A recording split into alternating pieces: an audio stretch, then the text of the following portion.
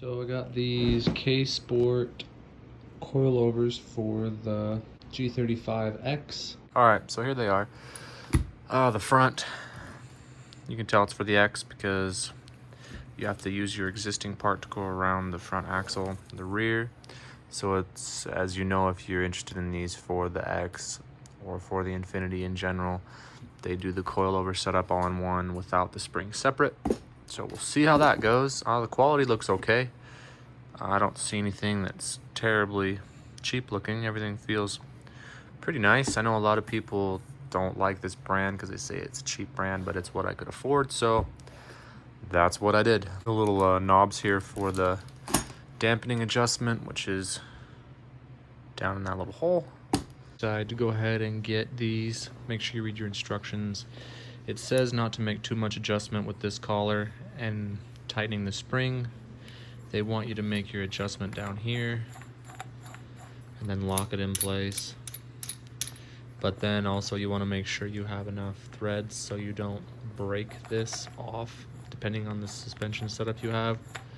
So make sure you read the little pamphlet that it comes with. That way you know you're doing it the right way and you don't mess the shock up or mess this collar up.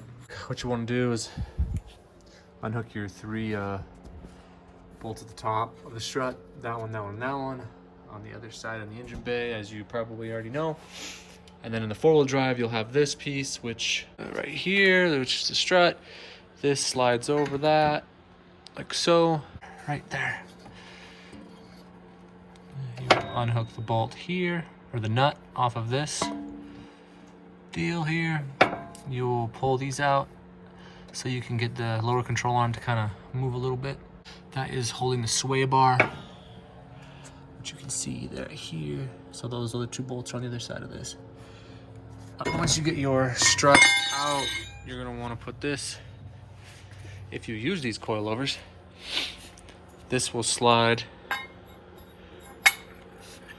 down onto that, and then this threads onto this. So again, read your instructions. Let's see, if I'm not mistaken, it said leave 50 millimeters, which is close to 2 inches.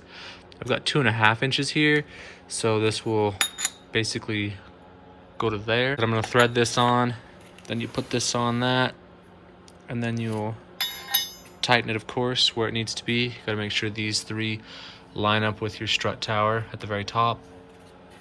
And then just go from there and put it up back together the way you took it apart. Super simple. I'll show you when I'm done. That is the deal all assembled here, the coilover.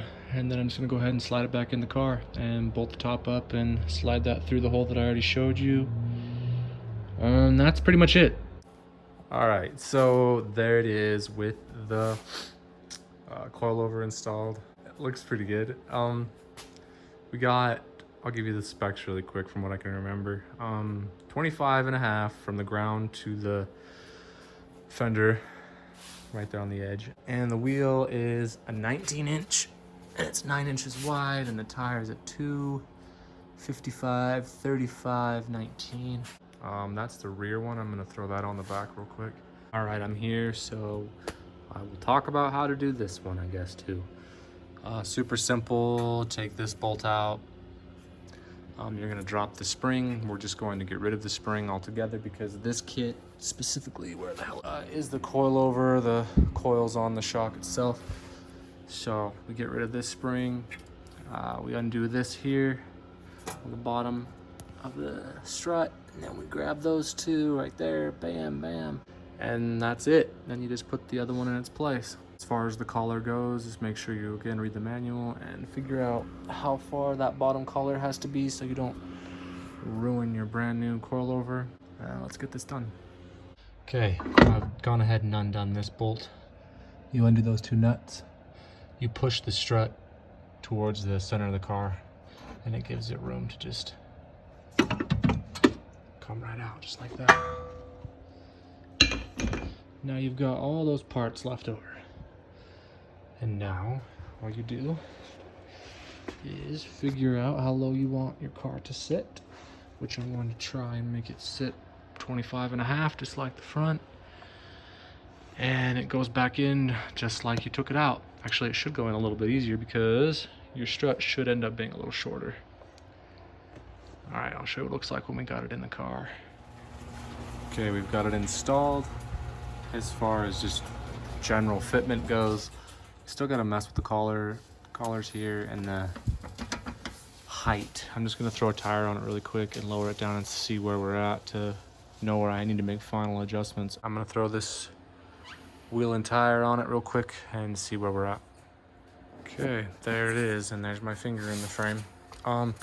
This is 25.5 pretty much from there to the ground. Obviously the camber's not super bad, but it needs to be aligned obviously, and I'm sure I'll need either the camber bolts and possibly the arms, we'll find out. Looks like the backs aren't going to be able to go as low as the front for some reason. So that's the story on the front. The front, there's more adjustment than on the rear on these, but I could probably get another inch lower. I could probably tuck this tire probably to there. So I think it looks pretty dang good. I think that fitment's gonna work out pretty nice. Like I said, this is just gonna be a daily driver, so I wasn't going for something that was just dumped on the ground, but I did want something more than the springs were going to offer. Hopefully guys, that was somewhat helpful on how to lower your G35X sedan on K-Sport coilovers. Like I go over in the video earlier, the front is quite a bit more adjustable than the rear. The front could probably go 1.5 inches or so lower. The rear, maybe another inch, maybe. But it's sitting pretty much how I want it for a daily driver. They don't, like I said earlier again, they don't really recommend going too much lower in the front because then you'll just smash into everything with the all-wheel drive system that sits underneath the car in the front. So that's pretty much what we're working with there. The car is not finished, so I can't really tell you the ride quality of them yet. I do have the back set 15 clicks from the hardest up, so it's like sitting right in the middle, and the front is like 10 from the stiffest, so it's a little bit stiffer than the rear. Hopefully that makes sense. So it does have camber arms in the rear because the camber is terrible on these G's when you lower them. And I did do toe bolts, and you can see that's maxed out on the toe, and you can see how the toe is still terrible. So I will need toe arms. Keep that in mind when you lower your sedan or your coupe. That's just what happens when you lower these cars. In the front, we'll be getting adjustable upper control arms so we can get that camber somewhat in check. The car is almost finished. I need to paint the roof, and I've got to put a radiator in it. As you can see, it's leaking antifreeze. So I appreciate you guys watching. If you found that helpful or entertaining or whatever, anything of the above, you know, like, subscribe. I will be going over this car more. I've got quite a few projects in here. I'm just kind of feeling out what people want to see on this channel, and then I'll just kind of go with that. But for now, I think I'm going to make a few more videos on this G. So if you do see this, you want to know anything more about it, let me know, and I will try and get back to you or make a video on it. Like I said, I will be doing a video on the ride quality as soon as it gets on the road. As soon as I get it painted and put a radiator in it, and we'll see how this thing rides. All right, guys. Thank you again for watching if you did, and we'll see you hopefully soon.